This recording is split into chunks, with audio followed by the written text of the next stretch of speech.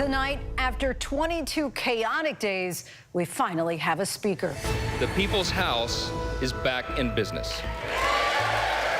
He's the least experienced House Speaker in 140 years, a backbencher Louisiana congressman who was able to do what no other Republican was able to in the last 3 weeks. How Congressman Mike Johnson was finally able to get the Speaker's gavel, his political stances, which worry moderates and Democrats alike, and what's next on the party's agenda. Plus, because, the situation in Lebanon, no one can answer really when we can get back again or when the peace will be again. thousands of families have been running from war, many of them finding themselves in encampments in Lebanon. In tonight's Prime Focus, we'll take you there for a look at the conditions on the ground and the circumstances of war between Israel and Hamas causing a refugee crisis in the region. And it's either cops can do no wrong or all cops are bastards. And I realized the voice that's constantly missing is the voice of the cops themselves. After 14 years of service in the nation's largest police force, the highest whistleblower in the NYPD's history is now speaking out about the corruption and racism he witnessed and the broken system that led him to step away from the badge. Good evening, everyone. I'm Lindsay Davis. Thanks so much for streaming with us. We're following those stories and much more, including the clock ticking down on the last bits of fuel in Gaza. We speak to a humanitarian aid group pleading to get supplies in before a massive loss of life. Plus, Donald Trump takes the witness stand, the state of his case, his 2024 bid, and the major fine just imposed on him by a New York judge. And my exclusive sit-down with the mother of Travis King, the soldier who crossed the border into North Korea, who's now being charged with desertion, what his family says about his legal battle ahead. Our correspondents are fanned out around the world covering those stories and much more for us tonight. But we do begin in Washington, where after 22 days without a speaker, Republicans came together today and elected a little-known representative from Louisiana to fill the post. If you had asked most Americans just 24 hours ago, few people probably knew who Representative Mike Johnson was. Tonight, he is second in line for the presidency after the House Republican caucus unanimously elected him to be Speaker of the House. The 51-year-old was elected in 2017 as considered a staunch Trump ally, deeply conservative. He also was a key figure in failed efforts to overturn the 2020 election. Today, he did not lose one single Republican vote, and most of his colleagues expressed optimism that he'll be a consensus builder. President Biden called Johnson and says he's looking forward to working with him to find common ground. So how did all this happen so quickly, and what comes next? Our senior congressional correspondent Rachel Scott leads us off from Capitol Hill. The Honorable Mike Johnson of the state of Louisiana, having received a majority of the votes cast, is duly elected Speaker of the House of Representatives. After 22 days with the country watching and the world watching, with Israel waging war against Hamas and the House of Representatives in America halted for 3 weeks. Tonight, Republicans finally electing a new speaker, hard-right Republican, Congressman Mike Johnson of Louisiana. The Honorable Mike Johnson. Johnson, before now, was little known, serving in the House for just 6.5 years. Tonight, sworn in as Speaker. I do, so help me God. Congratulations, Mr. Speaker. Speaker-elect Johnson was a leading voice in the effort to overturn the 2020 election and is now the second in line to the presidency. Taking up the gavel today, vowing to get the paralyzed House back to work. The country demands strong leadership of this body, and we must not waver. He heads into the job with the least experience of any speaker in 140 years and immediately faces huge challenges, including a looming government shutdown and 2 wars raging in Israel and Ukraine. The ultra-conservative congressman has questioned funding for Ukraine in the past. Mr. Speaker, do you support additional aid to Ukraine? We all do. We're going to have conditions on that, so we're working through it. We'll give you more details. What kind of conditions? We want accountability. He is staunchly anti-abortion rights and has supported the idea of a nationwide abortion ban. He is not in favor of protections for same-sex marriage. He voted against reauthorizing the Violence Against Women Act and against the bipartisan infrastructure bill. And he voted against the bipartisan CHIPS Act aimed at boosting production of semiconductors here in America. In the early morning hours after the attack on this Capitol on January 6th, Johnson still voting against certifying President Biden's victory.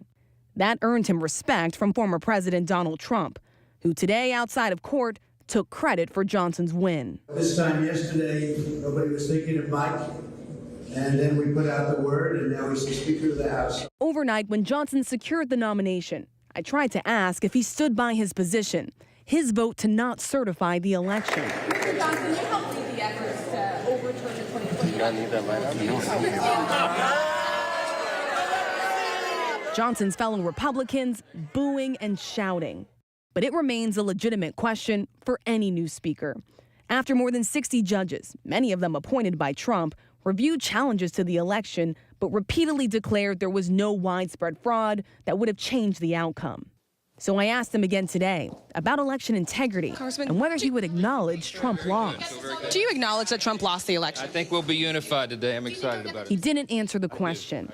Today, Democrats saying it's clear why Johnson succeeded where others have failed. This has been about one thing. This has been about who can appease Donald Trump.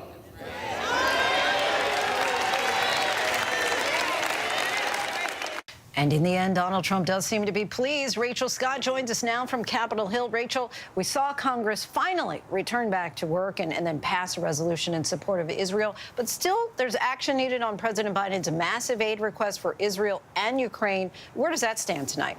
And this is one of the first orders of business for the House as they get back to working. A growing number of Republicans say that they would only support additional funding for Israel, not Ukraine. Speaker Johnson tonight not committing to putting the president's package on the floor for a vote in the House, saying he wants to talk to the White House first. Lindsay. Rachel Scott reporting in from Capitol Hill. Once again, thanks so much, Rachel. For more on Mike Johnson's election as Speaker, we're joined now by Republican Congressman Mark Alford of Missouri. Congressman, thanks so much for coming on the show. You were, of course, a supporter of Congressman Jim Jordan, tweeting last week that he was the man for the job. So why is Mike Johnson now the right man for the job? Well, I think Jim Jordan at the time was the person I thought who could bring us together. There were others in our conference who did not have confidence in him doing so. But I truly believe that Mike Johnson is the man who has risen to the top. He is going to unite our conference, and I think unite our House. If you look at his speech that he gave today, you had Democrats standing up, giving him a standing ovation. It was a bipartisan, I think, call to bring some common ground to our body. That's what's lacking in America, and I think Mike Johnson can do that while still pushing forward our conservative agenda. He can also find common ground and work with those we need to make America even better. You also wrote last week, now more than ever, we need a speaker who can navigate these tumultuous times. Johnson has only been in Congress since 2017, giving him the least experience of any speaker in the last 140 years. Do you have any concerns at all about his lack of congressional and leadership experience? I do not one bit. That's what great leaders do. They surround themselves with people who can help them form ideas and help them lead. You know, Mike is kind of, I should say our speaker now, he's kind of, you know, he's from Louisiana. He's kind of like a gumbo. He is the roux, and he's more than willing for everyone else to be the pepper and the sausage and the shrimp and the chicken in this great gumbo that we call the U.S. House of Representatives. That's okay. He is a servant leader, and he's going to bind us together. I have great confidence in that. I like your gumbo analogy there. We're also, of course, in the midst of major global conflicts, both in Ukraine, now in the Middle East as well. With Congress finally getting back to work, where do you stand on the proposed aid package that would combine funding for both Ukraine and for Israel? Well, look, we just voted on a resolution supporting Israel. More than 425 people signed onto this to support Israel. An aid package is coming. We need to fully support Israel. But I do believe, as most of my colleagues do in the conference, that the Ukraine funding and the Israeli funding needs to be separate. And here's why. We need some answers on Ukraine. Look, I support Ukraine. Russia does not need to win in this fight. But we need some answers as to what does the end game look like for Ukraine? Where has the money exactly gone that we have appropriated so far, some $113 billion? And where will the extra money that the president has requested now? You're in your first term in Congress. What do you say to Americans who look at the past 22 days and really question the Republican Party's ability to govern? Is that something that they should consider when they go to the ballot box in November? Look, you got to see how the sausage is made, all right? Back to a food analogy. I love food, as you might could tell. It's not pretty. but we have something very special right now. I didn't know all these little things existed when I got here. This person didn't like this person, or there was some grievance from 5, 10, 15 years ago. The great thing, Lindsay, that has come out of this, and I've seen it with my own eyes, is I think trust is building in our conference. I know it is. We've gotten it out. Maybe not everything out in the open, but we're talking about it like a family should. And we did it behind closed doors instead of out on that floor. And I'm here to tell you now, we are stronger as a conference. We will be stronger as a body. We will be a stronger America because of what we went through. It takes a lot of pressure to create a diamond, and that's what we did today in our speaker, Mike Johnson. Congressman Mark Alford, we so appreciate your time tonight. Thank you. Former President Trump has been fined another $10,000 for violating a gag order in his New York financial fraud trial for disparaging remarks he made in the hallway about the judge's law clerk. Trump was summoned to the stand and testified it wasn't the clerk he was talking about, but the judge found that testimony not credible. Aaron Katersky has the latest. Donald Trump has spent this trial sitting alongside his lawyers, his arms folded, a stern look on his face. But today, Judge Arthur Engoron abruptly summoned the former president to the witness stand, where he was sworn in and slapped with a fine and a warning, all because the judge had heard about what Trump said in the hallway just minutes earlier. This judge is a very partisan judge, with a person who's very partisan sitting alongside of him. Judge Engoron wanted to know if the person who sits alongside him, the person Trump attacked as very partisan, was his law clerk. Trump had targeted the clerk before and had been warned not to do it again. In fact, the judge had previously imposed a limited gag order preventing Trump from disparaging court personnel.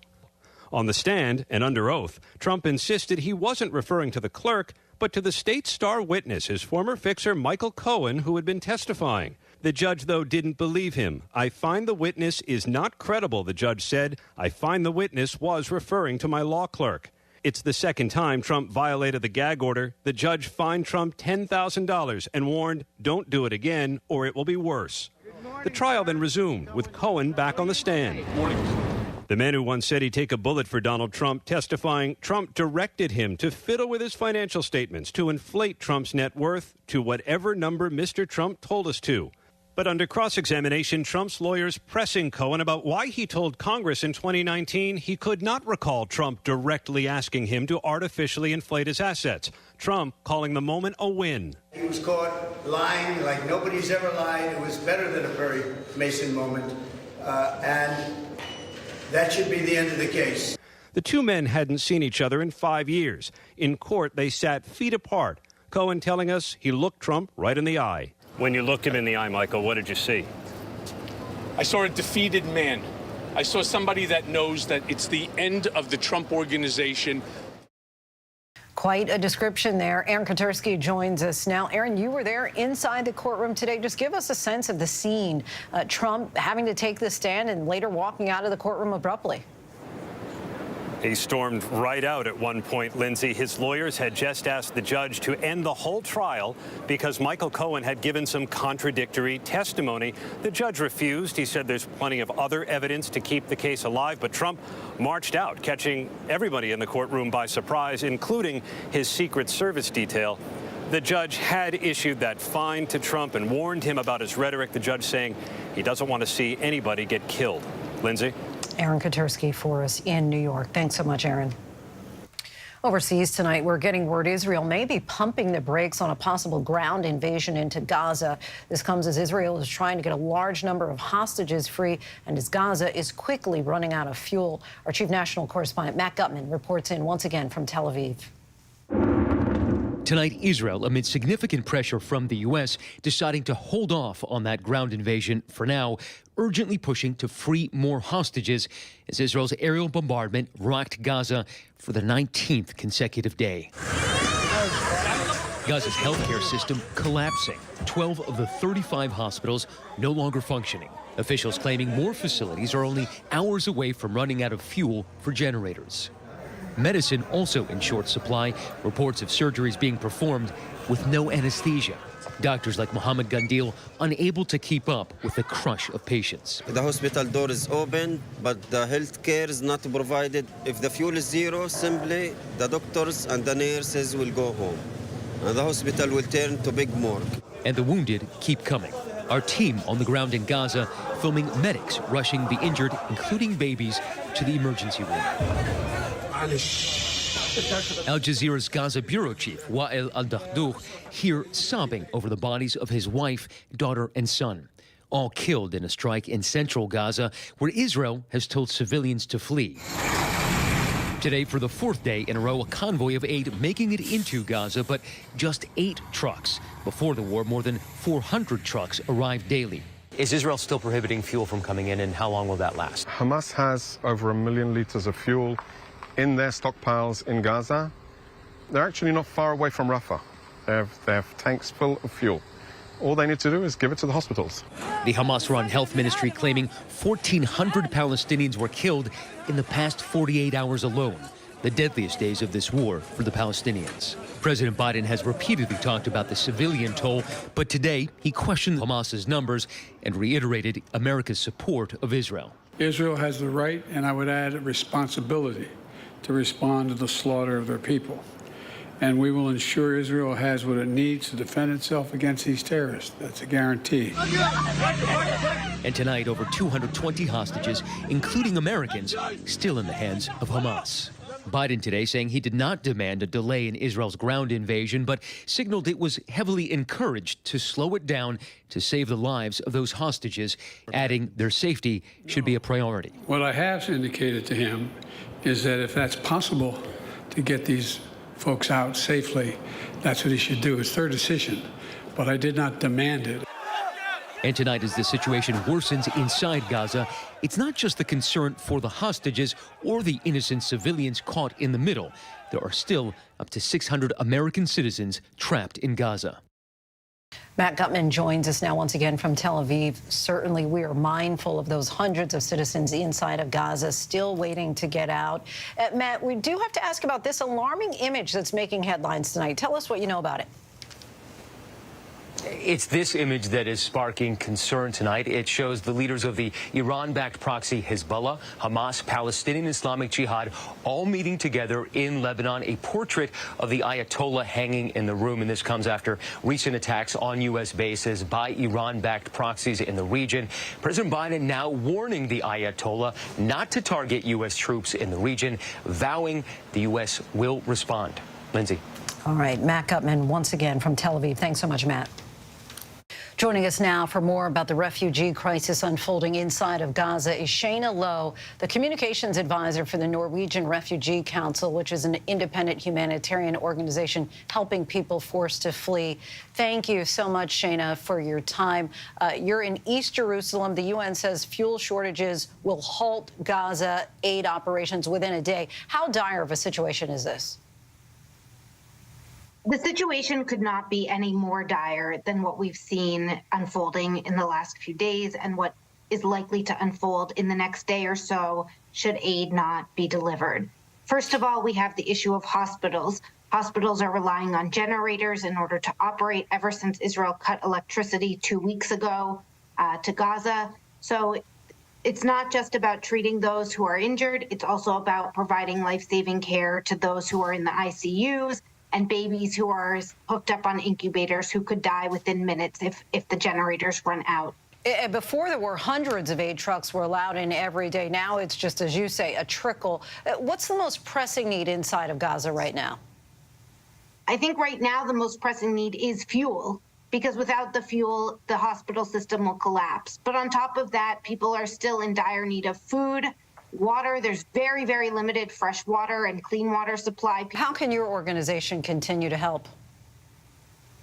You know, we've been struggling ever since October 7th. Our colleagues in Gaza, we have 54 of them there, are fearing for their lives. And all that they can focus on right now is making sure that they and their families are safe. We've had multiple colleagues lose members of their family in airstrikes, largely in the south of Gaza, where they were told to flee because it would be safer. This includes one colleague whose only child was killed last week in an airstrike on Rafah. But what we have been able to do is provide cash assistance through our office in Jerusalem. We've been able to do that remotely to some of the most vulnerable families in Gaza. But there's a limitation on how long cash assistance can be useful, because once the stocks on the shelves are depleted, then cash will be useless. Should Egypt be allowing Gaza residents inside of the country as a way out before a possible ground incursion?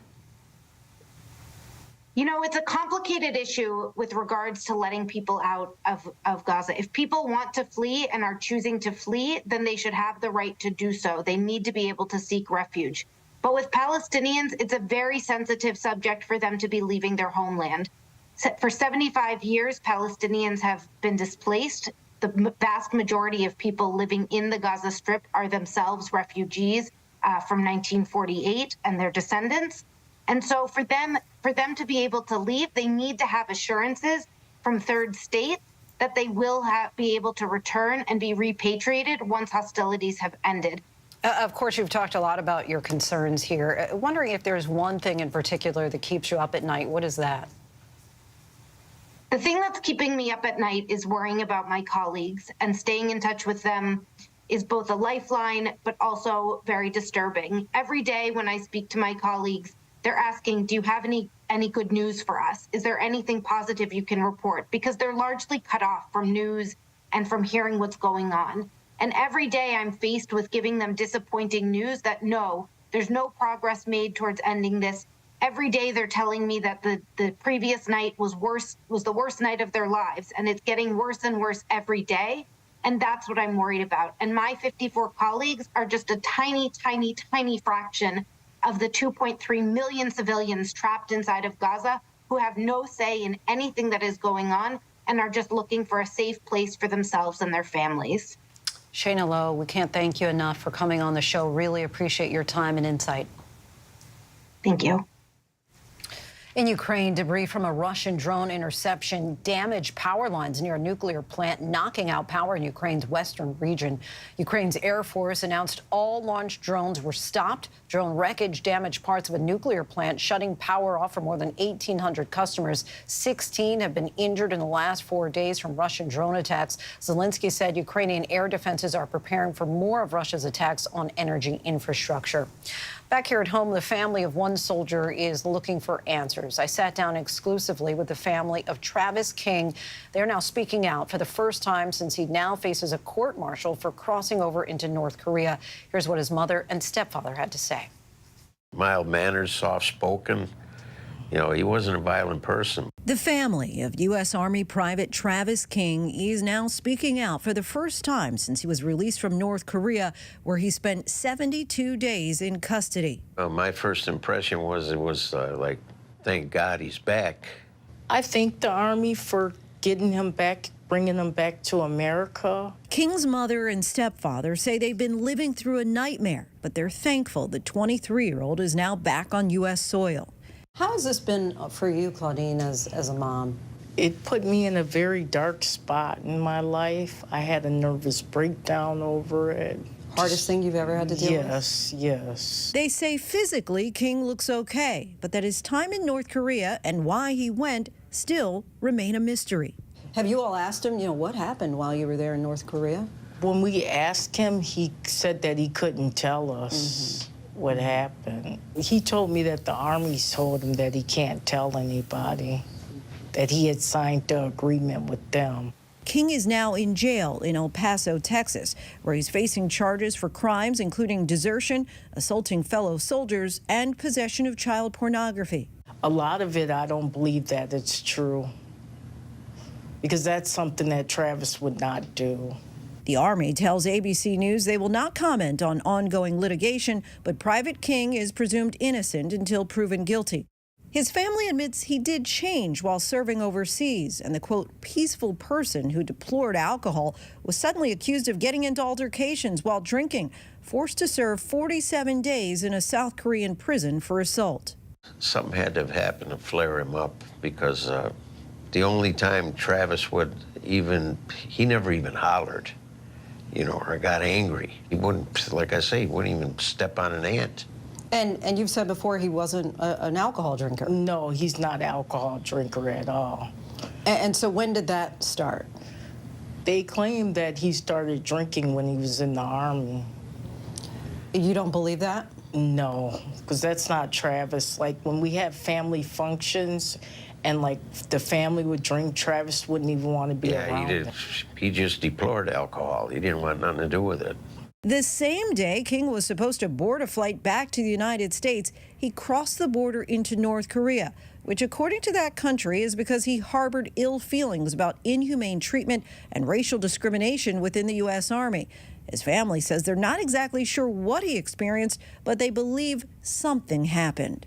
I still feel inside that something happened to him, and he's the only one that can say what happened. You have said in the past that someone doing that is effectively like committing suicide. Yeah, that's committing suicide, it is. Do you feel in that moment he was trying to die by suicide? Yes, and I feel like something had to drive him to doing that, because that's not nothing that Travis would do. You've said also before that a mother knows her son. Yes. And you feel that something happened to your son while he was deployed. Any idea what that might have been? I'm not sure what could have happened to him, though, but because when we went to see him, he really didn't tell us or let us know. It was like he was afraid to talk to us about that. His family is now calling on the military to be more forthcoming as they fight for his freedom. Now that Travis has been charged, what is your plan? To fight the charges and fight the charges hard. He has people that love him and are in his corner, and that are going to fight this all the way through with him. His mother's love is unwavering. Claudine, if Travis happens to be listening, what would you want him to hear you say? That I love him. And just talk to the lawyers and tell him his side of the story. Unconditional love for your son. Yes. We thank them so much for trusting us with their story. If you are experiencing suicidal, substance use, or other mental health crises, please call or text the 988 Suicide and Crisis Lifeline. You'll reach a trained crisis counselor for free 24 hours a day, 7 days a week. You can also go to 988lifeline.org. Representative Jamal Bowman has been charged with knowingly pulling a fire alarm at the Capitol building last month while the House was voting to keep the government funded. Security footage shows the Democrat allegedly looking at the doors, which read, "Emergency exit, only push until alarm sounds," and when the doors were locked, looked at the fire alarm and then pulled it. Bowman explained to Capitol Police that he didn't tell anyone he pulled the fire alarm because he didn't want to miss votes to keep the government funded. And we still have much more ahead here on Prime tonight. Coming up, the hours-long efforts to rescue a man after he got trapped inside a jewelry vault, how he ended up inside. Next in our Prime Focus, families are fleeing their homes in Lebanon over fears of a militant group there that's joining the conflict between Israel and Hamas. We traveled to one of the few safe havens for those forced out of their homes. Because the fighting there in my village, some houses destroyed. I come to be safe from there. It's bad there, the fighting? Yeah, it's bad. What do you hear? What do you see? Like bombs and smokes. Bad smokes. Whenever news breaks. The crush of families here in Poland. Here in Kentucky, no match for the tornado. From Monterey Park, California, on the ground in Ukraine. Reporting from Uvalde, Texas. ABC News Live is right there everywhere. From the scene of that deadly missile strike in Dnipro, Ukraine. Reporting from the earthquake in Turkey. From Charleston, South Carolina, on the 2024 campaign trail. From Kathmandu, Nepal. Truckee, California, covering record snowfall. Traveling with the president in Mexico City. Wherever the story. Here at this airport in Tampa, it's already shut down. Reporting from the nurses on the picket line. Reporting from Jerusalem. Here at 10 Downing Street in London. Streaming live to you. Wherever the story is. Wherever the story is. Wherever the story is. We're going to take you there. You're streaming ABC News Live. ABC News Live. You're streaming ABC News Live. ABC News Live. Streaming free everywhere. America's #1 streaming news. First thing in the morning. There's a lot going on. Everybody in that home is okay. To catch you up with what happened overnight. We are here at fashion's biggest night out. What's happening today? YouTube has unveiled a new set of policies. What people are talking about, the new ad campaign. Fast, straightforward, with some fun in between. A real-life Barbie dream house. A name change for the Wienermobile. First thing in the morning. America This Morning. America's #1 early morning news. On ABC News Live. All right, here we go. You ready? Let's do it. Yes, it's the show America wants and America needs right now. This is What Would You Do? Let's go. How are you? Yeah. So what will you be watching Saturdays on ABC News Live? What would you do? I guess I just found out. The What Would You Do Marathon, 2 to 6 Eastern, every Saturday on ABC News Live. My favorite show. Welcome back, everyone. It's a fear that's quickly becoming a reality. The concern about spillover from the Israel-Hamas war into Lebanon is happening right now, forcing families at Lebanon's southern border to leave their homes in search of somewhere safe as militant group Hezbollah joins in the conflict. Our Mola Langi spent time at a makeshift displacement camp, a place where those running from war are temporarily calling home.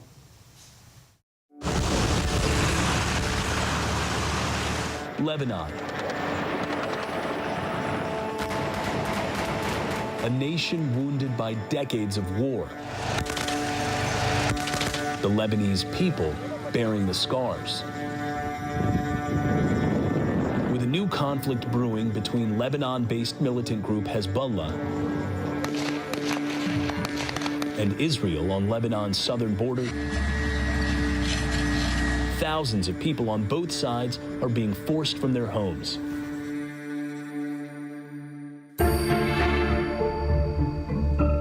On the Lebanese side, many have come here, a schoolhouse in the town of Tyre, about 12 miles from the border with Israel.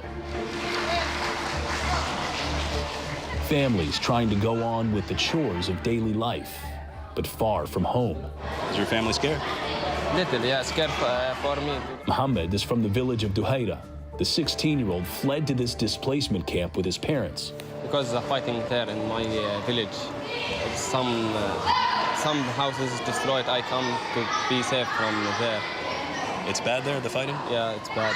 What do you hear? What do you see? Like bombs and smoke. That's smoke.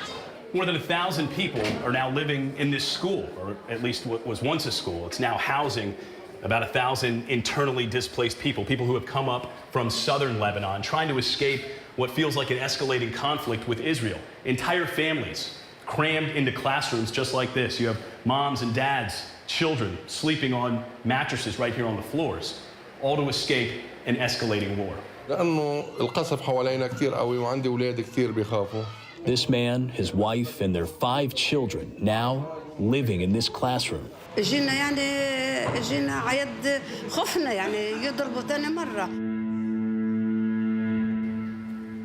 Families in makeshift living rooms, sitting on school chairs, waiting, their fate out of their hands.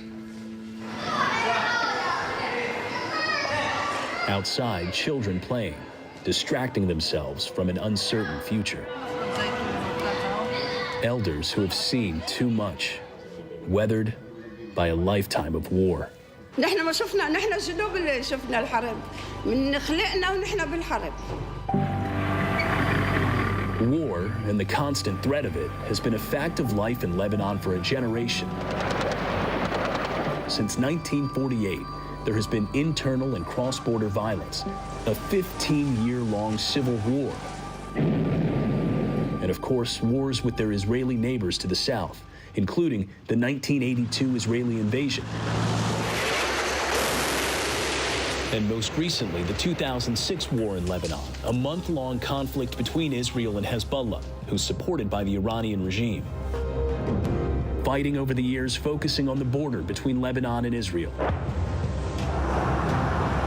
Small border towns and villages caught in the crossfire, with tens of thousands of combined casualties and millions of people reportedly displaced. We are always afraid that we will attacked by Israelis. This is constant fear. Yes. Hassan Hamoud is helping those fleeing this fight. Hassan himself has been displaced by war after war after war. In 2006 and in 1996, in 1993, in 1982, in 1978. This is for me. If you ask those who are elder from, they will tell you they will reach 1948. So it is hard. Now, a new generation experiencing the same old story. 2006, the war. What happened to your village then? It's destroyed, yeah, in my village. And what did you do after? You have to rebuild? Yeah, rebuild, then we be in my village. Yeah. So you rebuild, and now maybe another war. Yeah. After the October 7th attack by Hamas on Israelis and the subsequent aerial bombardment of Gaza by Israeli defense forces, there are fears that the small-scale border clashes will further escalate. معلوم خايفين نحن بأرضنا ليه بدناش نخاف نحن بنحبش نطلع من بيوتنا نحن بنحب بلادنا. All of this as the country now faces a deepening financial crisis fueled by a collapsing currency and hyperinflation, and a government plagued by political paralysis and alleged corruption. Up to this point, nearly 6,000 Lebanese people have been displaced from their homes in about 30 villages in southern Lebanon. According to the Lebanese Union of Tier Municipalities, more than half of them are children or seniors. I know you want to help as long as you can, but how much longer can this last? We can't plan for tomorrow. The need is more than that we have. This is all I know because of the situation of the Lebanese government and even the NGOs, they are not preparing for this situation. Day to day, war to war, the way of life for many in Lebanon. These people, worst case scenario, they don't know if they're going to have homes to go back to. The situation in Lebanon, no one can answer really when we can get back again or when the peace will be again. So many now plagued by uncertainty. Our thanks to Mola for that. Still much more to get to tonight on Prime. Coming up, new developments in the trial of crypto exchange founder Sam Bankman-Fried, who's now planning to take the stand. But next, there's a new Speaker of the House. We take a look at Mike Johnson's political rise by the numbers.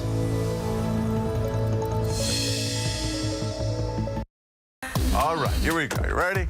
Let's do it. Yes, it's the show America wants and America needs right now. This is What Would You Do? Let's go. How are you? Yeah. So what will you be watching Saturdays on ABC News Live? What would you do? Hey, I guess I just found out. The What Would You Do Marathon, 2 to 6 Eastern, every Saturday on ABC News Live. My favorite show. First thing in the morning. There's a lot going on. Everybody in that home is okay. To catch you up with what happened overnight. We are here at fashion's biggest night out. What's happening today? YouTube has unveiled a new set of policies. What people are talking about, the new ad campaign. Fast, straightforward. With some fun in between.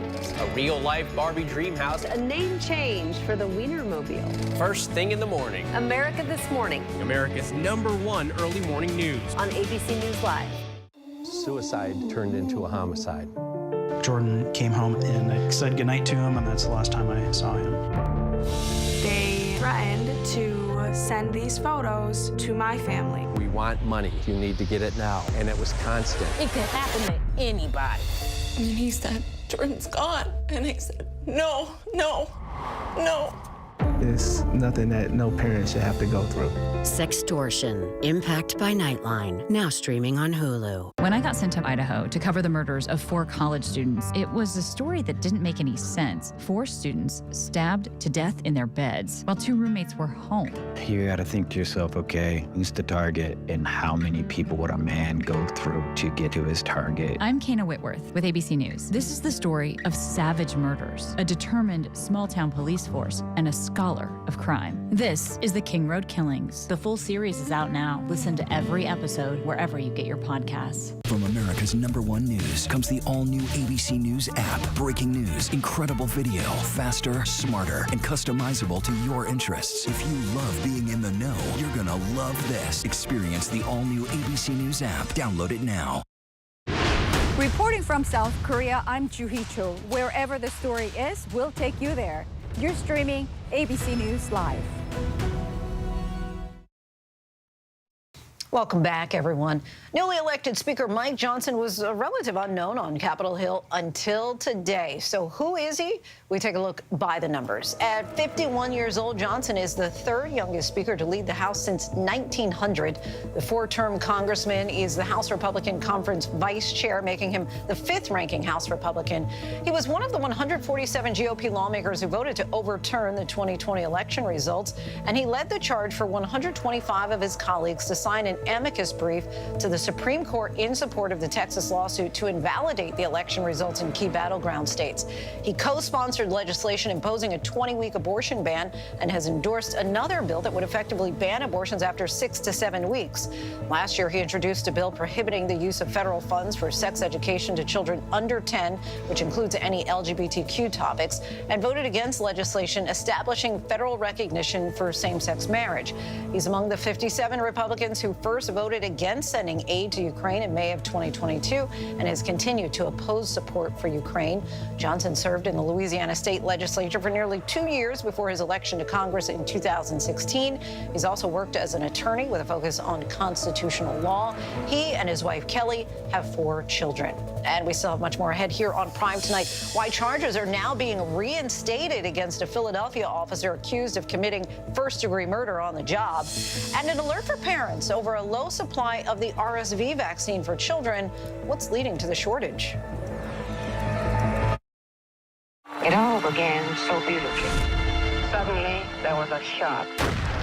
Mrs. Kennedy said, the stain of her husband's blood. She said, I want them to see what they have done to Jack. The commentator was saying, Lyndon Johnson, now President of the United States. That was when the enormity struck me. I was walking on to a stage for a part I had never rehearsed. I ought to record this. Dr. King's been shot. Senator Kennedy had been shot. But Vietnam dominated the news.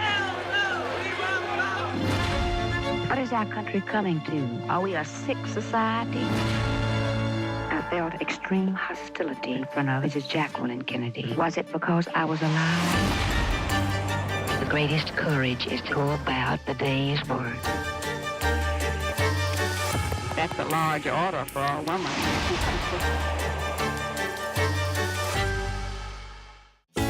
First thing in the morning. There's a lot going on. Everybody in that home is okay. To catch you up with what happened overnight. We are here at fashion's biggest night out. What's happening today? YouTube has unveiled a new set of policies. What people are talking about, the new ad campaign. Fast, straightforward. With some fun in between. A real-life Barbie dream house. A name change for the Wienermobile. First thing in the morning. America This Morning. America's #1 early morning news. On ABC News Live. This is ABC News Live. The crush of families here in Poland. At refugee centers. In Putin's Russia. On the ground in Ukraine. Close to the front line. From the capital. Destructive Cat 4 storm. You're along I-5. Boston is in the bullseye. Let's go. ABC News Live, America's #1 streaming news. Anytime, anywhere. Streaming 24/7, straight to you for free. Thank you for making ABC News Live America's #1 streaming news. When I got sent to Idaho to cover the murders of 4 college students, it was a story that didn't make any sense. 4 students stabbed to death in their beds while 2 roommates were home. You gotta think to yourself, okay, who's the target and how many people would a man go through to get to his target? I'm Kana Whitworth with ABC News. This is the story of savage murders, a determined small-town police force, and a scholar of crime. This is the King Road Killings. The full series is out now. Listen to every episode wherever you get your podcasts. Get ready, America, every Friday. The hottest trends, styles, and must-have. What's the right stuff to buy right now? I really love that. It's time to buy the right stuff. Yes. And save big time, too. The right stuff. Fridays on GMA. You're going to love it. Wherever news breaks, it's so important to always remember that lives are changed. Getting you behind the stories as they happen. ABC News Live Prime. We'll take you there. Streaming free on ABC News Live. All right, here we go. You ready? Let's do it. Yes, it's the show America wants and America needs right now. This is What Would You Do? Let's go. How are you? Yeah. So what will you be watching Saturdays on ABC News Live?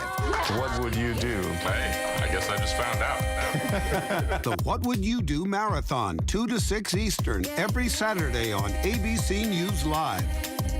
My favorite show.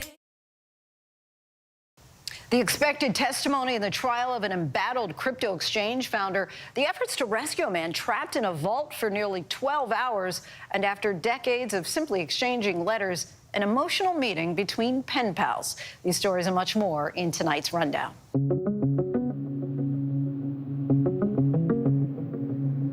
Crypto exchange founder Sam Bankman-Fried will testify in his own defense, according to his lawyers. The 31-year-old is accused of defrauding investors and customers out of almost $10 billion through his cryptocurrency exchange, FTX. Bankman-Fried has pleaded not guilty to several counts of fraud and money laundering. Former Philadelphia police officer Mark Dial was taken into custody again after a court reinstated the murder charges against him after a different judge re-examined the case. It follows a traffic stop shooting that killed 27-year-old Eddie Irizarry. Body camera footage from the incident shows Dial and his partner approaching the car with their guns drawn. Police said they thought they saw a small knife near the driver's leg. Investigators say Irizarry rolled up his window and then Dial opened fire through that window. Dial is charged with first-degree murder and several other charges. A man trapped in a Midtown Manhattan vault overnight was freed after 11 hours. Authorities say the 23-year-old customer was inside the vault when employees shut the door, not realizing someone was still in there. The Diamond District store has a timer on the vault door, so after being closed, it cannot be reopened until it reaches a certain time. Rescue crews spent 9 hours trying to bust through almost 3 feet of concrete and metal. They ultimately decided that waiting for the timer was the safest option. Police in Western New York arrested a doctor for allegedly poisoning his wife after a months-long investigation. Dr. Connor Bowman is charged with second-degree murder. Police say Bowman's wife went to the emergency room severely dehydrated. Her condition worsened, and she died a few days later. Authorities say they believe Bowman, a former poison control specialist, poisoned her, allegedly telling friends he was going to receive $500,000 in life insurance money after her death. New warnings today for parents of little kids. The CDC now says there's a shortage of vaccine for RSV, the respiratory virus that puts thousands of children in the hospital. This is happening just as we are gearing up for RSV season. The CDC issuing that alert for medical professionals to prioritize infants under 6 months or those with underlying health conditions to receive that RSV monoclonal antibody shot due to limited supply. An in-person introduction 43 years in the making. Two lifelong pen pals met up for the first time in Pennsylvania. Crystal Alston and Haley Briggs were paired up as pen pals in 1980 for an elementary school project. The two kept in touch in the years since, switching to social media messages and photos to stay up to date. And even after all these years, the duo plans to remain pals. Going forward, we'll just continue to stay in contact and stay in each other's lives. We are getting a look at the inner workings of the New York Police Department. With 14 years of service, Edwin Raymond is pulling back the curtain on what he says is wrong with policing. In his new memoir called An Inconvenient Cop, My Fight to Change Policing in America, he calls New York City the red-hot center of the problem for racially motivated police brutality and looks at how to change systemic issues. Our Brian Buckmeyer spent time with Raymond to talk about his rise from poverty to policing and his decision to ultimately speak out.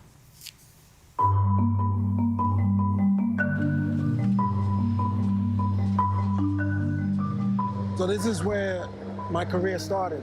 In the NYPD, this is where I was a rookie. And the command is only about 3 blocks south from here. I joined the police department in 2008. At the time, we don't really have viral videos that are ubiquitous and prevalent. I realized the country is becoming very polarized. It's either cops can do no wrong or all cops are bastards. And I realized the voice that's constantly missing is the voice of the cops themselves. Retired Lieutenant Edwin Raymond shares his story about trying to create change while working for the New York Police Department. It's a system he says, at times, was broken. He reveals his firsthand accounts of corruption in his new memoir, An Inconvenient Cop. I try to be as empirical and objective as possible based on the way I see life, what I encountered as a police officer, and what I feel needs to be done to change things. Raymond first raised eyebrows in a New York Times article in 2016. He cited several ways he believed the NYPD needed to change, accusing it at times of being racist. The article states his commanders had been punishing him, he believed, for refusing to comply with what Raymond considered a hidden and inherently racist policy. So I'm walking down with my girlfriend at the time, and there's an unmarked slowing, like matching our pace. And then right when I get here, the car jumps the curb and essentially pins us. They run out and they throw me right here. And I'm like this. And they're just going through my pockets, just emptying everything in my pockets. And, you know, it was the first time that it wasn't a white cop. Being on the inside, now understanding that a lot of the behaviors of the police, it's not even them, they're just going with the flow.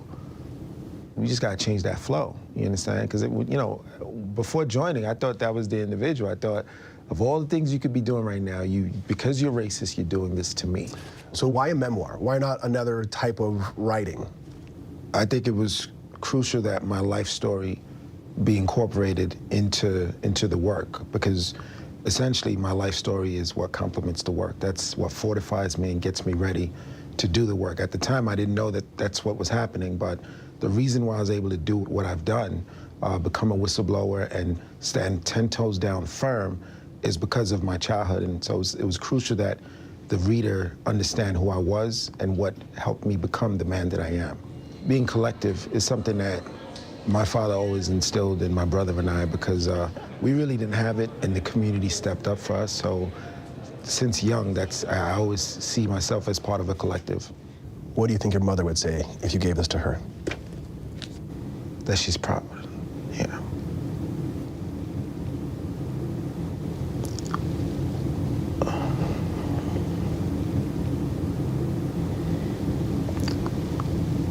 She died at 35. And now thousands of people will know her name. Yeah. So I hope she's proud. Truly explosive allegations. They're coming from police officers who are part of what's being called the NYPD 12, who filed a class action lawsuit in federal court. This is not just another lawsuit. 12 cops willing to step up like this, because you're not going to get this again for 100 years. In the 2020 documentary, Crime Plus Punishment, Edwin filed a lawsuit along with 12 other officers, placing a greater spotlight on how the structure of the NYPD incentivized police officers to target communities, sometimes their own, for what he says was in pursuit of greater arrests to fulfill quotas. And all this got dismissed. All this got dismissed. I'm not just exposing an annoyance. This is centered to the problem. You know, and I can go down the list of many people who ended up dead at the hands of cops, where it started with a quota broken window stop. You know, Sandra Bland, Philando Castile, these are all stops, even Eric Garner. These are stops that started because of pressure and quotas, and someone ended up dead. You're a Haitian-American black man. My parents are Jamaican and Grenadian. I'm black in America. I know culturally, men like us don't open up in this type of way. But you can clearly see you're vulnerable here in a way that I think invites other men like that to participate. Do you think that this book could lead to other officers, other people saying, I'm going to follow in the footsteps, and we might hear more stories like this in the future? I'm hoping. If it doesn't, then I got to go write another book or something. Ever since becoming a whistleblower, over 2,000 cops all over the world have reached out from seeing interviews and watching a documentary. So now with the book, as me being more thorough, I'm really hoping to amplify that. When it comes to police, everyone's got an opinion. You've got abolish the police, reform the police, and everything in between. You're taking the stance of reform.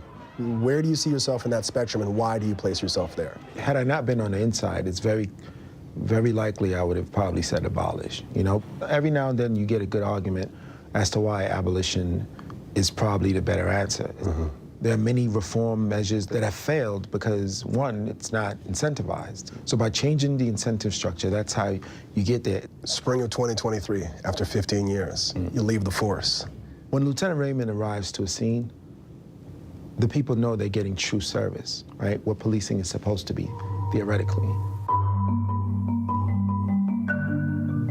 Now that Lieutenant Raymond is no more, it's like, wow, I can't be that one example or one of several examples of a possibility of something better. But the sweet part of it was, now I'm free to amplify my voice. Because I knew what the badge meant to so many people, even what it meant to me, it took a while for me to accept. And because I knew I was going to do it differently, I put that energy forward, and eventually I got the love right back. Our thanks to Brian Buckmeyer for that. ABC News did reach out to the New York Police Department for a response to Raymond's claims. They said in a statement, in part, during his time with the NYPD, however, Mr. Raymond never proposed any initiative or program to department leadership that would suggest he was interested in reforming the policing profession, whether parochially, nationally, or globally. Despite that reality, we certainly remain open to hearing or reading about any ideas he might now foster. He was known as a complicated man who wouldn't cop out when there was danger all about. We're talking about John Hush Your Mouth Shaft. That character, of course, made popular by acclaimed actor Richard Roundtree, who died on Tuesday after a battle with pancreatic cancer. World News Tonight anchor David Muir looks back at Roundtree's life and his enduring legacy in Hollywood. It was 1971, the groundbreaking movie Shaft. Shaft's his name. The role played by Richard Roundtree, the Academy Award-winning song, both instantly iconic. Who is the man that would risk his neck for his brother, man? Shaft! Can you dig it? The private detective played by Roundtree, considered by many as the first black action star in Hollywood. Well, it was my black heart to see you so concerned about us minority folks. The sequels and the starring roles that would follow. Opposite Clint Eastwood and Burt Reynolds in City Heat. Oh, come on now. And in 1977, the pioneering miniseries, Roots. Don't say I ain't got no dreams. Of course I has. Decades later, he would reflect on the cultural impact. You got a sense of white America thinking, damn, that really happened. Richard Roundtree died after a brief 2-month battle with pancreatic cancer. This evening, so many honoring the leading man, including Samuel L. Jackson. Let's do our thing. The two making 2 Shaft movies together. Jackson writing, "Thanks for making us feel real good about ourselves." Richard Roundtree, the iconic actor, remembered tonight. Man who personified cool. Our thanks to David for bringing us that. And that is our show for this hour. I'm Lindsay Davis. Be sure to stay tuned to ABC News Live for more context and analysis of the day's top stories. Thank you so much for streaming with us.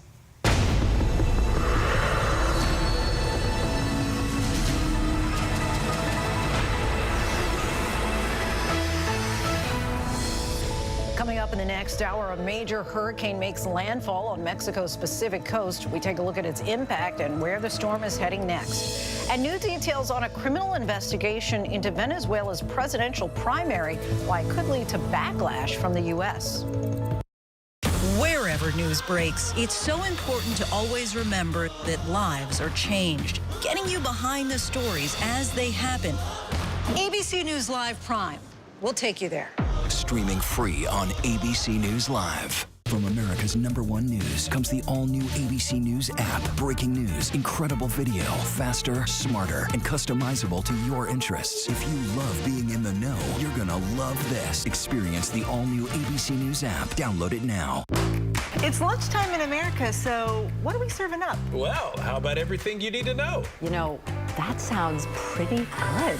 Give it to me. Your health, your money, breaking news, pop culture, with the biggest stars, music, trends, and of course, good food.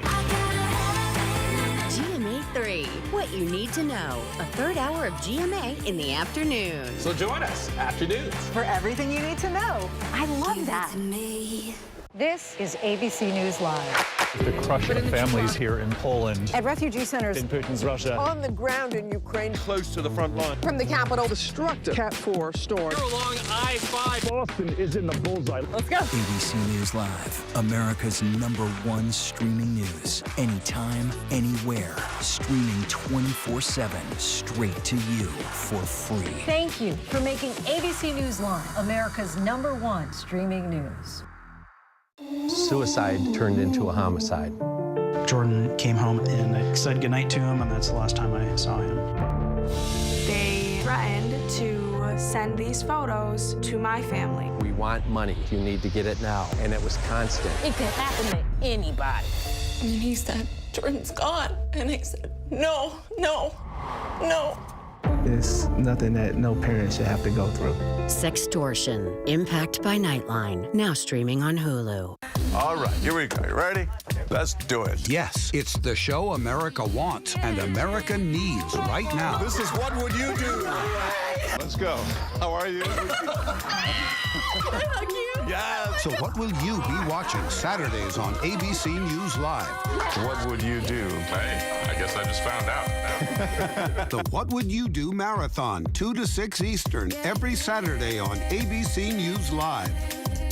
My favorite show. When I got sent to Idaho to cover the murders of 4 college students, it was a story that didn't make any sense. 4 students stabbed to death in their beds while 2 roommates were home. You gotta think to yourself, okay, who's the target and how many people would a man go through to get to his target? I'm Kana Whitworth with ABC News. This is the story of savage murders, a determined small-town police force, and a scholar of crime. This is the King Road Killings. The full series is out now. Listen to every episode wherever you get your podcasts. Reporting from Monterey Park, California, I'm Robin Roberts. Wherever the story is, we're going to take you there. You're streaming ABC News Live. Good evening, everyone. This is ABC News Live Prime. I'm Lindsay Davis. Thank you so much for streaming with us. We have a lot of news to get to this evening, including the least experienced House Speaker in 140 years, how Congressman Mike Johnson was finally able to cobble enough votes together to break the congressional logjam, and what happens next. Plus, Donald Trump takes the witness stand and gets hit with a fine after he violated his gag order, and the clock is ticking down on the last bits of fuel in Gaza. We speak to a humanitarian aid group pleading to get supplies in before a massive loss of life. But we do begin with that new Speaker of the House. If you had asked most Americans just 24 hours ago, few people probably even knew who Representative Mike Johnson was. Tonight, he is the second in line for the presidency after the House Republican caucus unanimously elected him to become Speaker of the House. The 51-year-old was elected in 2017 and is considered a staunch Trump ally and deeply conservative. He also was a key figure in failed efforts to overturn the 2020 election. Today, he did not lose one single Republican vote. Most of his colleagues expressed optimism that he'll be a consensus builder. President Biden called Johnson and said that he looks forward to working with him to find common ground. Our senior congressional correspondent Rachel Scott leads us off from Capitol Hill. The Honorable Mike Johnson of the state of Louisiana, having received a majority of the votes cast, is duly elected Speaker of the House of Representatives. After 22 days with the country watching and the world watching, with Israel waging war against Hamas, and the House of Representatives in America halted for 3 weeks. Tonight, Republicans finally electing a new speaker. Hard-right Republican, Congressman Mike Johnson of Louisiana. The Honorable Mike Johnson. Johnson, before now, was little known, serving in the House for just 6.5 years. Tonight, sworn in as Speaker. I do, so help me God. Congratulations, Mr. Speaker. Speaker-elect Johnson was a leading voice in the effort to overturn the 2020 election and is now the second in line to the presidency. Taking up the gavel today, vowing to get the paralyzed House back to work. The country demands strong leadership of this body, and we must not waver. He heads into the job with the least experience of any speaker in 140 years and immediately faces huge challenges, including a looming government shutdown and 2 wars raging in Israel and Ukraine. The ultra-conservative congressman has questioned funding for Ukraine in the past. Mr. Speaker, do you support additional aid to Ukraine? We all do. There's We're going to have conditions on that, so we're working through it. We'll give you more details. What kind of conditions? We want accountability and He is staunchly anti-abortion rights and has supported the idea of a nationwide abortion ban. He is not in favor of protections for same-sex marriage. He voted against reauthorizing the Violence Against Women Act and against the bipartisan infrastructure bill. And he voted against the bipartisan CHIPS Act aimed at boosting production of semiconductors here in America. In the early morning hours after the attack on this Capitol on January 6th, Johnson's still voting against certifying President Biden's victory. That earned him respect from former President Donald Trump, who today outside of court took credit for Johnson's win. This time yesterday, nobody was thinking of Mike. And then we put out the word, and now he's the Speaker of the House. Overnight, when Johnson secured the nomination, I tried to ask if he stood by his position, his vote to not certify the election. Mr. Johnson, you helped lead the efforts to overturn the 2020 election. Johnson's fellow Republicans booing and shouting. But it remains a legitimate question for any new speaker. After more than 60 judges, many of them appointed by Trump, reviewed challenges to the election, but repeatedly declared there was no widespread fraud that would have changed the outcome. So I asked him again today about election integrity and whether he would acknowledge Trump lost. Do you acknowledge that Trump lost the election? I think we'll be unified today. I'm excited about it. He didn't answer the question. Today, Democrats saying it's clear why Johnson succeeded where others have failed. This has been about one thing. This has been about who can appease Donald Trump. And in the end, Donald Trump does seem to be pleased. Rachel Scott joins us now from Capitol Hill. Rachel, we saw Congress finally return back to work and then pass a resolution in support of Israel. But still, there's action needed on President Biden's massive aid request for Israel and Ukraine. Where does that stand tonight? And this is one of the first orders of business for the House as they get back to working. A growing number of Republicans say that they would only support additional funding for Israel, not Ukraine. Speaker Johnson tonight not committing to putting the president's package on the floor for a vote in the House, saying he wants to talk to the White House first. Lindsay. Rachel Scott reporting in from Capitol Hill. Once again, thanks so much, Rachel. Former President Trump has been fined another $10,000 for violating a gag order in his New York financial fraud trial for disparaging remarks he made in the hallway about the judge's law clerk. Trump was summoned to the stand and testified that it wasn't the clerk he was talking about, but the judge found that testimony not credible. ABC's Aaron Katersky has the latest. Donald Trump has spent this trial sitting alongside his lawyers, his arms folded, a stern look on his face. But today, Judge Arthur Engoron abruptly summoned the former president to the witness stand, where he was sworn in and slapped with a fine and a warning, all because the judge had heard about what Trump said in the hallway just minutes earlier. This judge is a very partisan judge, with a person who's very partisan sitting alongside of him. Judge Engoron wanted to know if the person who sits alongside him, the person Trump attacked as very partisan, was his law clerk. Trump had targeted the clerk before and had been warned not to do it again. In fact, the judge had previously imposed a limited gag order preventing Trump from disparaging court personnel. On the stand and under oath, Trump insisted he wasn't referring to the clerk, but to the state's star witness, his former fixer Michael Cohen, who had been testifying. The judge, though, didn't believe him. I find the witness is not credible, the judge said. I find the witness was referring to my law clerk. It's the second time Trump violated the gag order. The judge fined Trump $10,000 and warned, don't do it again or it will be worse. The trial then resumed with Cohen back on the stand. The man who once said he'd take a bullet for Donald Trump testifying Trump directed him to fiddle with his financial statements to inflate Trump's net worth to whatever number Mr. Trump told us to. But under cross-examination, Trump's lawyers pressing Cohen about why he told Congress in 2019 he could not recall Trump directly asking him to artificially inflate his assets. Trump calling the moment a win. He was caught lying like nobody's ever lied. It was better than a Perry Mason moment. And that should be the end of the case. The two men hadn't seen each other in 5 years. In court, they sat feet apart. Cohen telling us he looked Trump right in the eye. When you looked him in the eye, Michael, what did you see? I saw a defeated man. I saw somebody that knows that it's the end of the Trump organization. Quite a depiction there. Our thanks to Aaron. Overseas tonight, we're getting word Israel may be pumping the brakes on a possible ground invasion into Gaza. This comes as Israel is trying to get a large number of hostages free and as Gaza is quickly running out of fuel. Our chief national correspondent Matt Gutman reports in from Tel Aviv. Tonight, Israel, amid significant pressure from the U.S., deciding to hold off on that ground invasion for now, urgently pushing to free more hostages as Israel's aerial bombardment rocked Gaza for the 19th consecutive day. Gaza's healthcare system collapsing. 12 of the 35 hospitals no longer functioning. Officials claiming more facilities are only hours away from running out of fuel for generators. Medicine also in short supply. Reports of surgeries being performed with no anesthesia. Doctors like Mohammed Gandil unable to keep up with the crush of patients. The hospital door is open, but the health care is not provided. If the fuel is zero, simply the doctors and the nurses will go home. And the hospital will turn to big morgue. And the wounded keep coming.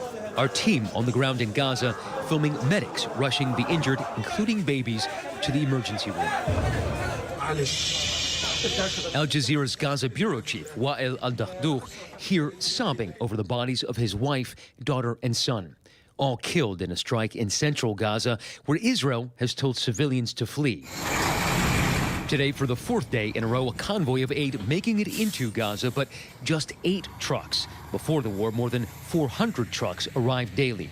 Is Israel still prohibiting fuel from coming in, and how long will that last? Hamas has over 1 million liters of fuel in their stockpiles in Gaza. They're actually not far away from Rafah. They have tanks full of fuel. All they need to do is give it to the hospitals. The Hamas-run health ministry claiming 1,400 Palestinians were killed in the past 48 hours alone, the deadliest days of this war for the Palestinians. President Biden has repeatedly talked about the civilian toll, but today he questioned Hamas's numbers and reiterated America's support of Israel. Israel has the right, and I would add a responsibility, to respond to the slaughter of their people. And we will ensure Israel has what it needs to defend itself against these terrorists. That's a guarantee. And tonight, over 220 hostages, including Americans, still in the hands of Hamas. Biden today saying he did not demand a delay in Israel's ground invasion, but signaled it was heavily encouraged to slow it down to save the lives of those hostages, adding their safety should be a priority. What I have indicated to him is that if that's possible to get these folks out safely, that's what he should do. It's their decision, but I did not demand it. And tonight, as the situation worsens inside Gaza, it's not just the concern for the hostages or the innocent civilians caught in the middle. There are still up to 600 American citizens trapped in Gaza. Matt Gutman joins us now once again from Tel Aviv. Certainly, we are mindful of those hundreds of citizens inside of Gaza still waiting to get out. Matt, we do have to ask about this alarming image that's making headlines tonight. Tell us what you know about it. It's this image that is sparking concern tonight. It shows the leaders of the Iran-backed proxy Hezbollah, Hamas, Palestinian Islamic Jihad, all meeting together in Lebanon. A portrait of the Ayatollah hanging in the room, and this comes after recent attacks on U.S. bases by Iran-backed proxies in the region. President Biden now warning the Ayatollah not to target U.S. troops in the region, vowing the U.S. will respond. Lindsay. All right, Matt Gutman once again from Tel Aviv. Thanks so much, Matt. Hurricane Otis is now dissipating as the system moves deeper into Mexico. The storm intensified from a tropical storm to a dangerous Category 5 in less than 24 hours with 165-mile-per-hour winds. The strongest hurricane to ever strike Mexico's Pacific coast, making a direct hit on tourist resorts in Acapulco. But some of that tropical moisture will amplify heavy rain here in the U.S. as the first big snowstorm of the season triggers winter storm alerts across 8 states. ABC senior meteorologist Rob Marciano is tracking it all for us. Hey, Rob. Hi, Lindsay. You know, we haven't seen much out of Mexico so far today. I fear the reports and images that will come out of there tomorrow. Just a storm that absolutely exploded. When they do that close to shore, these are the kind of situations that forecasters at the National Hurricane Center feared the most, and they didn't have much help from the computer models that we talk so much about. Look at this chart. It shows the intensification models at the bottom of the screen. None of those lines show it going to Cat 1 strength, and as you can see, it went right up to Cat 5, a completely blown forecast, climate change likely playing a role. As you mentioned, some of that moisture getting up into Texas, which has already seen its fair share of rain. Kansas, Wichita, you had your wettest day in over a year, and there are those storm warnings of the winter variety that you spoke of. Let's put the maps in motion. You'll see another pulse of moisture coming in through Texas. That's what's left of Otis. That gets also up into places like Milwaukee and Chicago tomorrow afternoon, tomorrow evening for the rush. And heavy snow, which dumped over a foot in places like Helena, Montana. We'll get into places like Bismarck, North Dakota tomorrow, and they could see a foot or more of snow. This, as obviously we're still in hurricane season. Lindsay? 1 to 2 feet, possibly. Wow. All right. Rob Marciano, our thanks to you. Lawmakers in Texas have passed a bill which would require a minimum sentence of 10 years for human smuggling. A second bill, which would give Governor Abbott an additional $1.5 billion for a border wall, has initially passed. The last bill up for debate would make illegal crossings into Texas a state crime. The final vote on that bill could happen in the next few days. And we do have breaking news. We are learning Ford Motors and the United Auto Workers have reached a tentative agreement that would end the strike. The deal includes a proposal for wage increases of at least 25% and improved benefits for union members. It still needs to be ratified by the majority of Ford's 57,000 union members. The strike began on September 15th. And we still have much more to get to tonight on Prime. Coming up, a Russian journalist tells us how the war with Ukraine has impacted her career and why she believes Russia must lose the war. But next, the air pollution that's creating breathing issues for millions in a major city and leading officials to urge people to stay inside. Whenever news breaks. The crush of families here in Poland. Here in Kentucky, no match for the tornado. From Monterey Park, California, on the ground in Ukraine. Reporting from Uvalde, Texas. ABC News Live is right there everywhere. From the scene of that deadly missile strike in Dnipro, Ukraine. Reporting from the earthquake in Turkey. From Charleston, South Carolina, on the 2024 campaign trail. From Kathmandu, Nepal. Truckee, California, covering record snowfall. Traveling with the president in Mexico City. Wherever the story. Here at this airport in Tampa, it's already shut down. Reporting from the nurses on the picket line. Reporting from Jerusalem. Here at 10 Downing Street in London. Streaming live to you. Wherever the story is. Wherever the story is. Wherever the story is. We're going to take you there. You're streaming ABC News Live. ABC News Live. You're streaming ABC News Live. ABC News Live. Streaming free everywhere. America's #1 streaming news.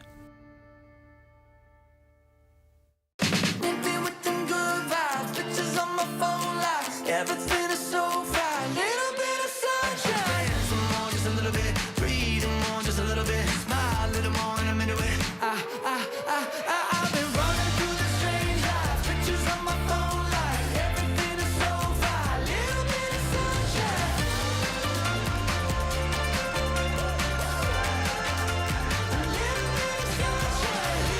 Good morning, America. All right, here we go. You ready? Let's do it. Yes, it's the show America wants and America needs right now. This is What Would You Do? Let's go. How are you? Can I hug you? Yes. So what will you be watching Saturdays on ABC News Live? What would you do? Hey, I guess I just found out. The What Would You Do Marathon, 2 to 6 Eastern, every Saturday on ABC News Live. I'm James Longman. Wherever the story is, we'll take you there. You're streaming ABC News Live. Welcome back. We're tracking several headlines around the world. Venezuela's attorney general has launched a criminal investigation into the opposition's weekend presidential primary, potentially risking the wrath of the U.S., which has relaxed some sanctions on pledges of a free and fair election. The government has decried alleged fraud since the Sunday vote organized without state help, in which organizers said attracted more than 2.3 million voters. The opposition and the primary winner has insisted repeatedly it was transparent and fair. Joggers in Mumbai said that they are struggling to breathe and train as a blanket of smog has covered the city. And the city's waterfront signs warned against very poor air quality and advised people to stay indoors as trucks sprayed water droplets into the air to try to disperse dust particles in the air. Scientists from Peru and Poland unveiled the face of a girl sacrificed more than 500 years ago during the Inca Empire and whose mummified remains were found in the Peruvian Andes nearly 30 years ago.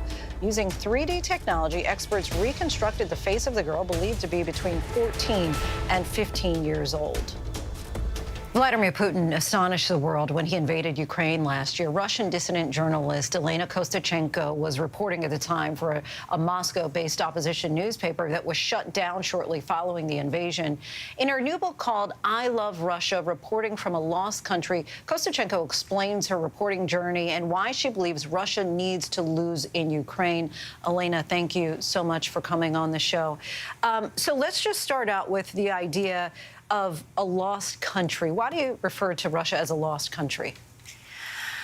I believe we have two senses here. First, because I lost my country, and that's true. And second, because my country lost its way, and it's also very true. This book really examines Putin's war and how it's really changed Russia's position politically worldwide and its descent into fascism. But despite that global view, many Russians still seem to support Putin. Why do you think that is? It's just hard to evaluate how many Russians really support war and really support Putin, because right now the expression of any negative attitude to war is criminalized basically in Russia. But we have some sophisticated sociological method, and they basically say that only 15% of Russia is supporting war, and like extensively, and 15% of Russia are actively opposing the war, and the majority of Russians, like 70%, are just tolerating the war and what's happening because they basically feel helpless. And to that point, last October you fell very ill. After receiving what you thought was a treatment, you ended up hospitalized and say that you were poisoned by the Russian state and the secret spy agencies, shadow spy agencies. First of all, are you okay now? Thank you so much. I feel much better. All my symptoms gone, except of that I still got tired super easily. The opinion on that I was poisoned was actually opinion of my doctors, and after that I approached the police. And investigation's still going on, and I'm really looking forward to results of it. How concerned are you about your health now? I mean, I am concerned because if we did use dichloroethan, it's not just toxic, but also it can cause cancer. Now I need to regularly check my state of health, and it's very annoying. Do you fear any other potential retaliation against you? I don't know. I believe this book can be a trigger because it's on the topic what Putin likes less, I believe. True voices of true Russian people and story of Russia descending into fascism.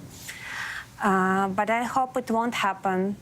Honestly, I think to try to kill a journalist is like the stupidest thing you can do, because we're just basically describing the reality, and if you don't like reality, journalists are not your problem. In some of your previous reporting, you've talked about the indigenous communities in Russia's northern area, and you write, there are 700 Nganasan people left. They are the northernmost people on our continent. They have never been numerous, yet 30 years ago, their numbers were nearly double, 1,300 souls. You reported on their culture, their language being eradicated. I'm wondering if you see some similarities with what's happening in Ukraine. Well, we can find some similarities, but I believe it's still quite unique nations and quite unique situations, so we cannot really compare them. But we can definitely say that Nganasan culture was eradicated by Russian state for like centuries. And right now we can see the result. It's just 700 people who are basically dying out. They already forgot their language, and some of them don't even consider themselves Nganasans anymore. And the way of living changed dramatically since Russia invaded their territories. And So I don't know, does Putin have the same plans for Ukrainians? I believe we should ask him. Well, Elena, we thank you so much for your courage and bravery in writing this book. We want to let our viewers know that I Love Russia, Reporting from a Lost Country, is now available wherever books are sold. And still to come, creating sisterhood through social media. As we mark Breast Cancer Awareness Month, we look at how women are creating communities of support online. When I got sent to Idaho to cover the murders of 4 college students, it was a story that didn't make any sense. 4 students stabbed to death in their beds while 2 roommates were home. You gotta think to yourself, okay, who's the target and how many people would a man go through to get to his target? I'm Kana Whitworth with ABC News. This is the story of savage murders, a determined small-town police force, and a scholar of crime. This is the King Road Killings. The full series is out now. Listen to every episode wherever you get your podcasts. With so much at stake, so much on the line, more Americans turn here than any other newscast. ABC News World News Tonight with David Muir, America's #1 most watched newscast across all of television. From America's #1 news comes the all-new ABC News app. Breaking news, incredible video, faster, smarter, and customizable to your interests. If you love being in the know, you're gonna love this. Experience the all-new ABC News app. Download it now. All right, here we go. You ready? Let's do it. Yes, it's the show America wants and America needs right now. This is What Would You Do? Let's go. How are you? Yeah. So what will you be watching Saturdays on ABC News Live? What would you do? Hey, I guess I just found out. The What Would You Do Marathon, 2 to 6 Eastern, every Saturday on ABC News Live. My favorite show. As we mark Breast Cancer Awareness Month, we're looking at the power of social media and how it's creating a sisterhood of support for women going through treatment. ABC's Lara Spencer has this story. Hey, friend. How you doing? For Caitlin, Suzette, and Katie, social media has become a sisterhood of support through their battles with breast cancer. You finished active cancer treatment, and now you're like, where do I go from here? Caitlin Armstrong is a triple-positive breast cancer survivor. Fear, panic, anxiety, worry all set in.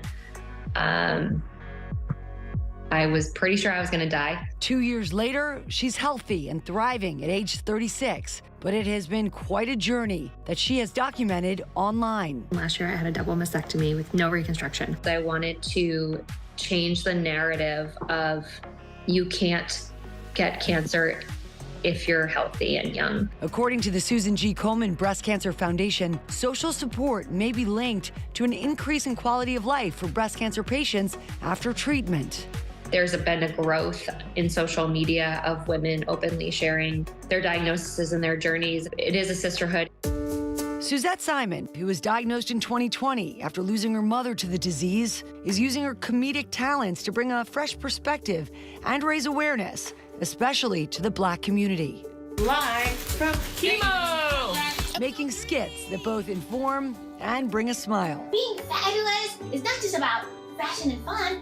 It's also about taking care of our bodies. I need to talk about the Black cancer journey. There are groups of Black women that are coming together to try to help to amplify the message. And I'm here to amplify it because I think that the old ways aren't working. That's why I started my platform I call Strong Black Boobs. I'm your most beautiful patient? Of course. I'm Team Tata all the way. For fashion influencer and mom of 2, Katie Harrell, who was just recently diagnosed with triple-negative breast cancer. I do have breast cancer, and I'm here to help other women who are going through this.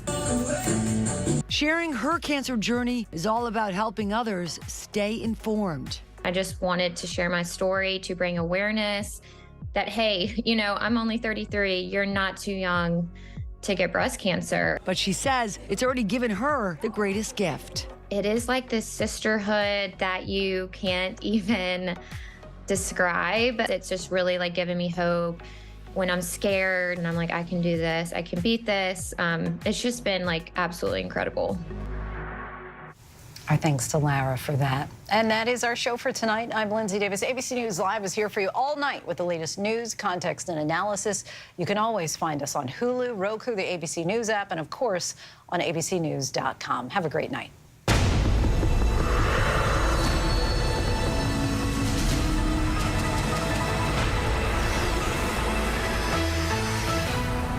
Here in Poland. At refugee centers in Putin's Russia. On the ground in Ukraine. Close to the front.